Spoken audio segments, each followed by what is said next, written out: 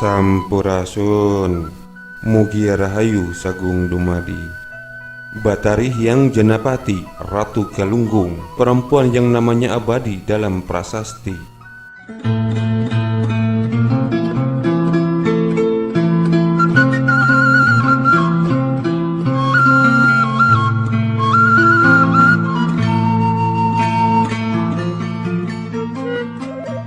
Sejak zaman Sang Jatmika atau Rahyang Sempakwaja atau Batara Dang Hyang Guru, Galunggung telah disebut-sebut dalam naskah Sunda kuno.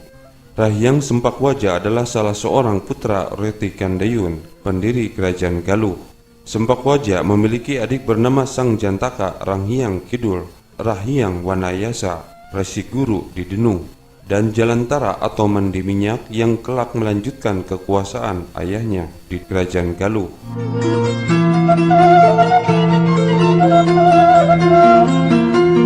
Kerajaan Galunggung telah lama ada sejak zaman Sempakwaja 670 Masehi sebagai negara agama atau kebataraan. Mulai zaman Batari Hyang, Galunggung mengalami perubahan bentuk dari kebataraan menjadi kerajaan, yakni pada tahun 1013 Saka atau 1111 Masehi. Nama Batari Hyang namanya abadi dalam sebuah prasasti yang bernama Geger Hanjuang.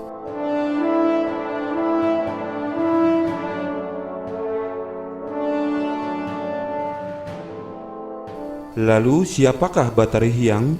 Pada awal abad ke-11 Masehi, kerajaan Sunda di bawah kepemimpinan Sri Jaya Bupati yang berkuasa tahun 1030 hingga 1042 Masehi. Ibunya adalah putri asal Sriwijaya, masih kerabat Raja Wurawuri. Di zaman Prabu Detya Maharaja Sri Jaya Bupati ini, kerajaan sangat kuat.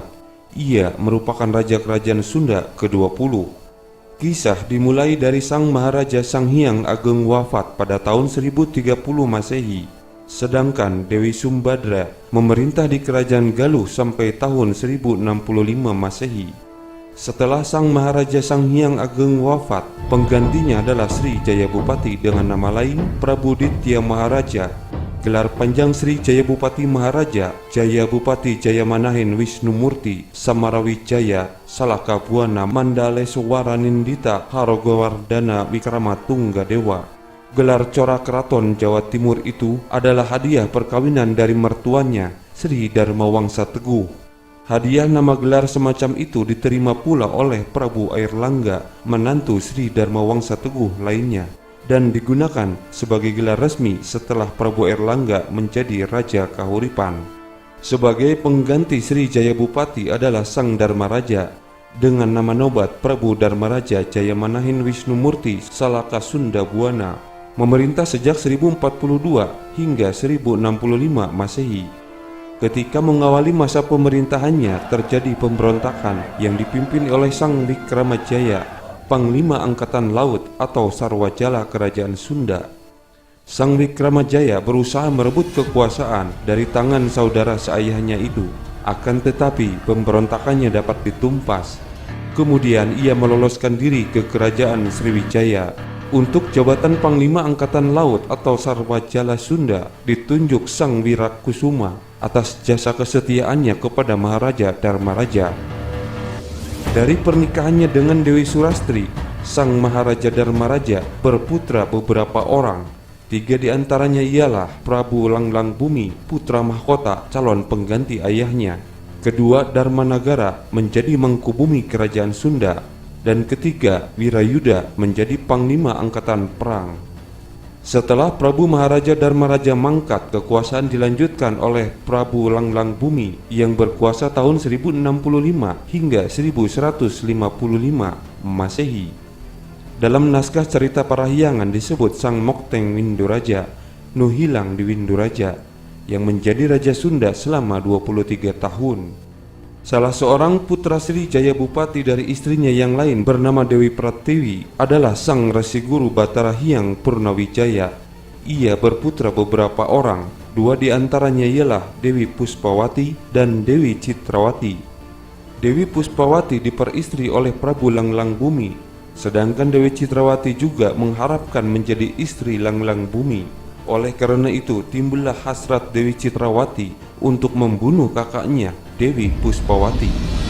Melihat adanya perselisihan di antara kedua putrinya, Sang Purnawijaya segera bertindak mengawinkan Dewi Citrawati dengan Resi Guru Sudakarnawisesa, penguasa kerajaan Galunggung. Akan tetapi setelah perkawinannya dengan Dewi Citrawati, Sang Resi Guru Sudakarnawisesa menyerahkan tahtanya kepada istrinya. Selanjutnya Sang Resi Guru itu memilih menjalani hidupnya sebagai seorang pertapa.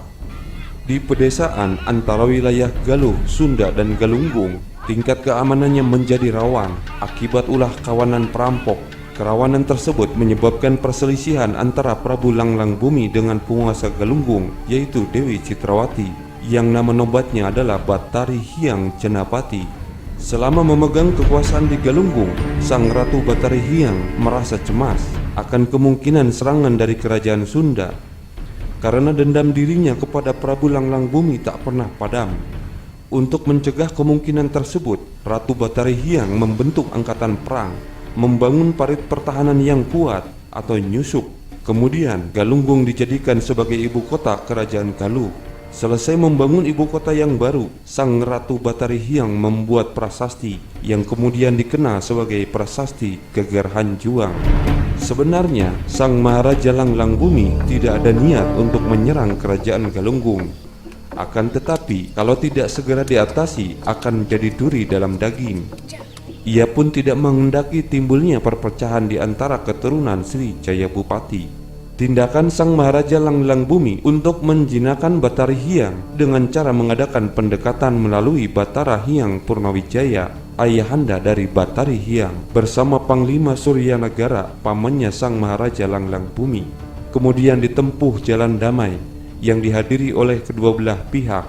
Perundingan jalan damai tersebut dihadiri oleh Batara Guru Hyang Purnawijaya, Senapati Suryanagara, Resi Guru Sudakarna, dan Hyang Guru Dharmayasa, Senapati Kusumajaya, Maharaja Langlang Bumi, Mangkubumi Dharmanagara, Senapati Wirayuda, Yuwaraja Menak Luhur, Permaisuri Maharaja Langlang Bumi, Puspawati, kakak Batari Hyang, dan Batari Hyang Janapati sendiri, Ratu Galunggung alias Dewi Citrawati, serta beberapa raja daerah bawahan kerajaan Sunda dan Galuh.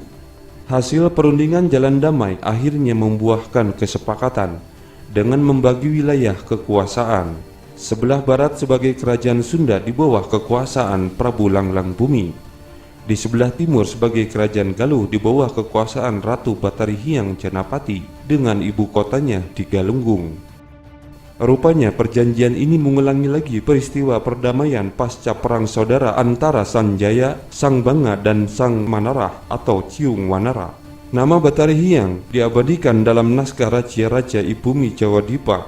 Batari Hyang Janapati berkuasa tahun 1033 hingga 1074 Saka atau tahun 1111 hingga 1152 Masehi sebagai Ratu Galuh dengan ibu kota Galunggung. Dari pernikahannya dengan Puspawati, Prabu Langlang Bumi berputrakan beberapa orang.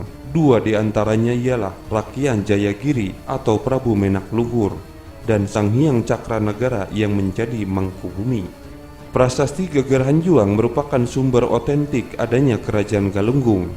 Prasasti tersebut ditemukan di Bukit Geger Hanjuang, Desa Linggawangi, Kecamatan Lewisari, Kabupaten Tasikmalaya, Jawa Barat. Di daerah tersebut selain prasasti, dulu juga ditemukan banyak benda-benda peninggalan sejarah seperti patung Ganesha, tembikar berupa cepuk dan pendil, batu lingga, serta benda-benda lainnya. Beberapa berhasil diselamatkan, tapi sebagian besar hanya ditemukan kepingan atau bagian-bagiannya yang hancur, baik oleh alam maupun dihancurkan oleh orang-orang yang tak mengerti sejarah. Prasasti Geger Hanjuang berukuran tinggi lebih kurang 80 cm dan lebar lebih kurang 60 cm. Ditemukan oleh KF Hall, kemudian oleh Dr. N.J. Krom, disimpan di Museum Pusat Jakarta tahun 1914, inventaris nomor D26. Prasasti ini pernah dibahas dan diteliti oleh KF Hall 1877, CN Play tahun 1911, dan Saleh Dana Sasmita dan kawan-kawan pada tahun 1978. Prasasti ini berisi 3 barisan tulisan dalam aksara Sunda kuno. Dilihat dari bentuk aksaranya, para ahli sejarah menganggap aksara pada prasasti Geger Hanjuang lebih tua dari aksara yang terdapat pada prasasti Kawali. Teks berbunyi, Traba iguna apui nastagomati sakakala, rumatak disusuk kubatari hiang pun. Artinya pada tahun 1033 Saka, ibu kota Rumantak diperkuat pertahanannya oleh Batari Hyang. Batari Hyang memperkuat benteng pertahanan di ibu kota kerajaan Galunggung, yaitu Rumantak, yang dilakukan pada tahun 1033 Saka atau tahun 1111 Masehi. Peristiwa nyusuk ini juga diberitakan dalam naskah Amanat Galunggung yang berbunyi Rahyang Nyusuk Napakuan. Melihat isi prasasti Geger Hanjuang, ada dua hal utama yang menjadi isi teks prasasti tersebut, yakni Rumantak sebagai ibu kota kerajaan, serta Batari Hyang sebagai penguasanya. Rumantak adalah juga pusat dari kabuyutan Galunggung. Di sanalah para Batara atau Raja Resi memimpin kabuyutannya, serta menerima tetamu agung dari kerajaan Galuh. Bahkan bukan tidak mungkin di Rumantak pula lah para Raja Resi yang wafat diupacarakan atau didarmakan. Batari Hyang Janapati tentu saja adalah seorang perempuan, dan dalam perjalanan sejarah masa lampau di Tatar Sunda, dialah perempuan yang memimpin kerajaan dan namanya diabadikan pada sebuah prasasti. Hal ini menjadi sebuah catatan penting dari puncak pencapaian seorang perempuan di tengah hierarki kekuasaan yang berlangsung selama berabad-abad di Tatar Sunda.